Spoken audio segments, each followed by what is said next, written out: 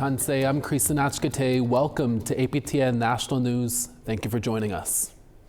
The Southern Chiefs organization in Manitoba is speaking out about a teenager who was shot and killed by RCMP in Norway House Cree Nation last Friday. The SCO says it is expressing their deepest condolences to the family, friends, and loved ones of 17-year-old Elgin Muskego from Norway House Cree Nation. Last Friday at around 1:45 a.m., RCMP say they were called after a teenager was agitated and holding an edged weapon. Despite numerous demands from police, the teen did not drop the weapon, and when he approached the officers, that is when Muskego was shot. He was taken to hospital and was later pronounced dead. The investigation is now in the hands of the Independent Investigation Unit of Manitoba. In a statement, the SCO said this heartbreaking incident has robbed his family of their beloved grandson, brother, and leaves a mark in the community. SCO stands with the Norway House Chief and Council in calling for a thorough, transparent, and independent investigation into the matter. This event demonstrates the urgent need to enhance de-escalation measures and prioritize community-based mental health-focused interventions in police protocol. The family says Elgin Muskego would have graduated from high school in June. A charity mixed martial arts event in the Yukon Cree Nation near Edmonton, Alberta on Saturday ended in tragedy. The charity mixed martial arts event was held at Yukon Cree Nation's Recreation Center by Ultra MMA. Details are sketchy, but one of the fighters on the card was transported to hospital where he later died. No cause of death has been released and the fighter has not yet been identified. Alberta RCMP are investigating the death.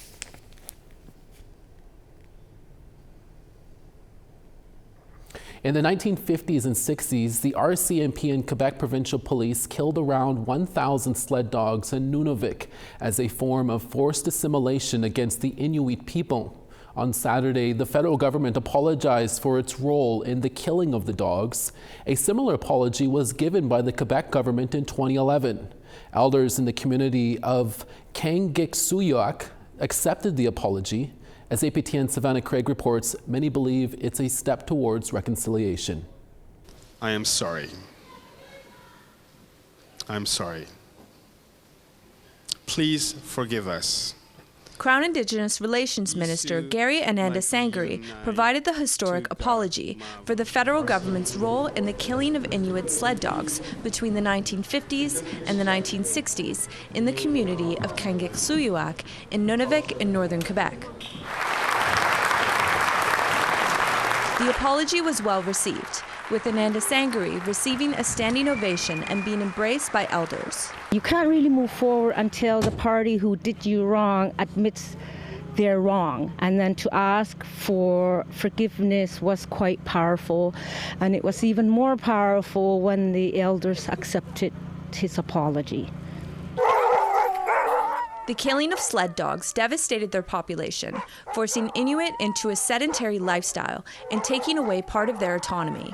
The massacre contributed towards mental illness, addiction, and intergenerational trauma, still felt by many in the community. I've heard from elders of the horror of the mass killing of the dogs that occurred in this community. The Khimit were shot, burnt in a pile on the ice in front of the owners, and the remains were left there for the winter, forcing the community to be reminded daily of the violence and trauma of losing their dogs. Many believe this is a step forward in reconciliation and are looking to revitalize Nunavik's culture and sled dog population, including dog musher Tivi Dupuis.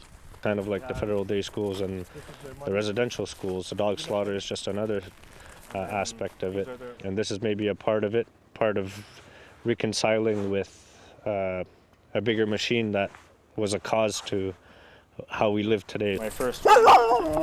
Dupuis says raising a dog team requires the community to come together. I'm fairly new to this.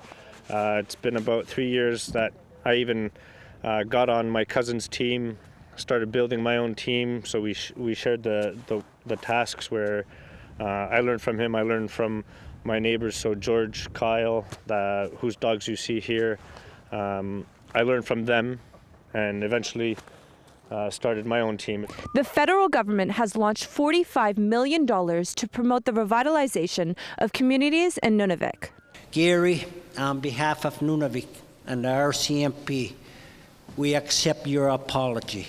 Makiyavik President Peta Atami initially requested $75 million. That 45 million sounds like a lot of money, but when you think about it, and with the cost of living up here and the hundreds of people that lost their sled dogs, it's not going to go very far in terms of compensation for the people that will receive funds. We want them to come up with the proper funds in order to have a proper healing process done. So we are still working with the Government of Canada. Makiyavik is still deciding how it will utilize these funds to its full potential. But it will be using some of the funds to support mushers like Dupuis. We're lucky that we're resilient people. We have resilient people that are willing to help teach the next generations on how to survive. This is a big part of survival. A lot of this too is mental health. Like, things aren't going well at home. Some people use hockey, soccer, sports, but this is like a second family, It's amazing. I have a small team. Some guys have bigger teams, so it's definitely rewarding. Savannah Craig, APTN National News, Kangiksuyuak. One of the largest salmon restoration projects in Western Canada has just been completed, and salmon are flourishing in the area once again. APTN's Tina House has the story. Just a 45-minute boat ride up the Pitt River is the Upper Pitt River watershed.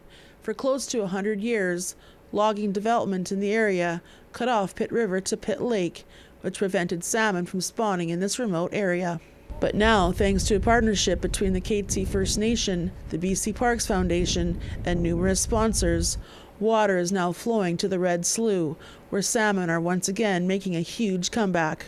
To have been here a couple years ago and to walk around this area and to see the stagnant water and the dead salmon and just the feeling of like, see this river cut off from its natural path, and then to be here today, seeing salmon coming back, seeing the life, coming back to this area. Rick Bailey is proud of the work that has been put in over the last 6 years, and with the population of salmon on a sharp decrease over the years, he says this restoration project is crucial. We can see these side channels along the river, along the road. Very little salmon in there. If some of them didn't have any. But this year when we went up to open the pipe at Red Slough, we took a little tour around and checked out all the channels and streams, and each and every one of them had a lot of salmon there, and that was like, wow. In 2021, the BC Parks Foundation purchased and protected 733 acres in the Upper Pitt River watershed. Since then, debris has been removed and water pipes have been installed, reconnecting these water channels once again. Bailey says salmon are vital to his community in so many ways, and he grew up fishing in this area. It was being out there. I don't know, just something spiritual, something cultural that was important to us, is important to us. Tina House, APTN National News, Pitt Meadows. The Yukon legislature has voted in favor of proposed changes to the territory's electoral boundaries, raising the total districts in the territory from 19 to 21. The changes were recommended by an independent electoral commission. 2 new electoral boundaries will be added to Whitehorse. The Vuntut-Gwitchin riding in northern Yukon, the smallest riding in Canada by population, will remain its own separate riding. The commission previously recommended combining the riding with the riding for Dawson City, which met with pushback from the Vuntut-Gwitchin. Other changes include combining the Casca communities of Ross River and Watson Lake combined into one riding, along with the community of Faro. The changes will be in effect after the next territorial election. We're always looking for your feedback or story ideas. Here's how you can continue the conversation. If you have a story you want to share, send us an email to news@aptn.ca. To read and watch our stories, you can go to aptnnews.ca. And you can also find us online on your favorite social media sites, including TikTok, YouTube, LinkedIn, and X. Follow APTN News to join the conversation. and see our latest stories. When we come back, we'll tell you about a new Indigenous-led family care center in Winnipeg. We're back in about 3 minutes.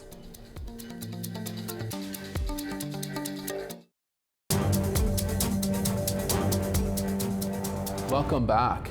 A community center in Winnipeg's Elmwood neighborhood is getting a facelift and a new purpose. Manitoba's first dedicated Indigenous-led family care center. We need to grow better, we need to grow smarter, and we need to develop viable and strong communities. So facilities like that, like this, like the Larson Center that we are announcing, are going to even be more important in the future of this city. On Monday, the federal government announced it's putting $4.2 million into the project. This building, located at 575 Larson Avenue, is going to be transformed into the Larson Family Care Center. The center will be run by Mamawi Ichi Itata, which will provide wraparound supports for families in the Elmwood neighborhood. The province has also given $300,000 to the project. Mamawi Ichitata has been operating programs out of the current building since 2020. Indigenous tourism is growing in the Atlantic region, and to meet the growing need for authentic Indigenous knowledge and tourism, a new program at a Halifax university launched its first Indigenous student cohort to increase access to post-secondary tourism education and support the growth of Indigenous tourism. APTN's Angel Moore brings us the story. Vendors are in the lobby of Mount St. Vincent University, where the Ginu Tourism Project celebrates the launch of Indigenous student cohort, developed to increase Indigenous involvement in tourism. Karen Beals is a member of the Glooscap First Nation. She registered in the program. Quilling for over 10 years, Beals says Mi'kmaq history is in her designs. I want to be able to have the right information and the right stories to be able to tell the people who buy my quill work and where it all began, and just informing the right information. I believe we're all ambassadors of our culture, so unless we know it, then I want to be able to give the public the right information. Robert Bernard is the Ginu Executive and Mi'kma'ki Advisory Member. He says there's a shortage of authentic Indigenous knowledge in tourism. We weren't seeing it in the tourism industry. That change takes place really slow. So thinking about the long term, we said how best to change this would be to start working and partnering with the education systems. The Ginu Tourism Project was developed with input from Mi'kmaq and Wolastoqey communities. Ginu is Mi'kmaq for together. The project integrates Indigenous knowledge into MSVU's Tourism and Hospitality program. Joelle Dickinson is the president of MSVU and says the program has helped build relationships with Indigenous communities. I do hope that other universities see how it's been done and grow areas that their expertise is in. We happen to have great expertise in tourism, and so we were able to help community because of that. And I hope other universities embrace the way that we're doing this and invest even more in community. The project began last September. Students learn from Indigenous professionals who are in the tourism and hospitality sector, such as Mi'kmaq basket maker and a Cree chef who prepares traditional foods. Student Gabriel Robitaille is a singer and a drummer. He is passionate about his people's culture, art, and music.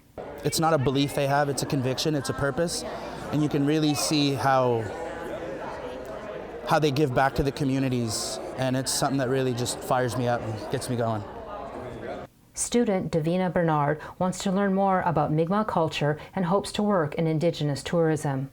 Like I was saying earlier, it was great to know that we're all kind of our own knowledge keepers, and it's good on a personal level to meet with other individuals and kind of share and learn off of each other. Robert Bernard says with the rise of Indigenous tourism, the program will help sustain the industry. This is more leadership development for students that we see graduating from the program, understanding the work we're doing with Indigenous tourism and how we need to prepare future leaders. According to the Atlantic Indigenous Tourism Report released last year, the sector has opened up almost 3,000 jobs and is expected to grow. Angel Moore, APTN National News, Jabuktuk, also known as Halifax. To Australia now, where an independent commission against corruption investigation has found race-based discrimination was involved in mock awards handed out by members of the Northern Territory Police Force.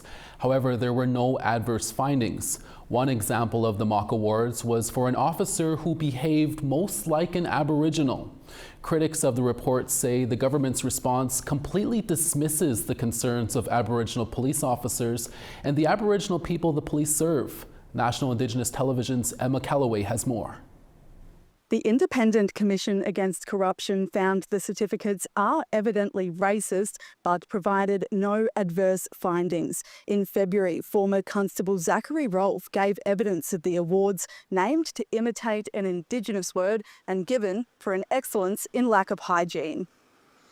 3 of the mock awards were submitted into evidence. Mr. Rolfe alleged the racist awards were handed out by the Elite Territory Response Group. 5 NT police officers gave sworn statements to the court denying Mr. Rolfe's allegations. The ICAC report has found the awards are evidently on their face racist, but stated it does not have the resources to conduct any further wide-ranging investigation into racism within any unit of the Northern Territory Police Force. Legal experts quick to respond. It seems like there's just a general lack of political will to do anything about that institutional and systemic racism. The ICAC report cited NT Police Commissioner Michael Murphy's apology to Aboriginal Territorians as positive action to reduce racism in the force. Northern Territory Police say they'll continue to drive institutional change. The NT Chief Minister's response: the CLP have never supported the view that there is systemic racism within the Northern Territory Police Force. This report puts those claims to bed. This report, an investigation, and the Chief Minister's response are gaslighting at an institutional and government level. It suggests that the lived experiences of police officers and the Aboriginal community are not real. NT Independent MP Yingia Gayula said the Chief Minister's response reinforces the understanding that often there's no justice for black people and completely ignores and compounds the distress that Aboriginal people feel. The final report concludes there is no admissible evidence to prove any of the 5 named police officers lied to the court. It halts any further investigation or any potential charges against them. We now want to tell you about this week's new web poll question. Over on our website, we ask, do you think band councils should have the authority to evict people from their community for violence or drug offenses? Your answers are yes, no, or unsure. Have your say at www.aptnnews.ca. There is more support for Indigenous languages in North Bay and Parry Sound, Ontario. That story when we come back after the break.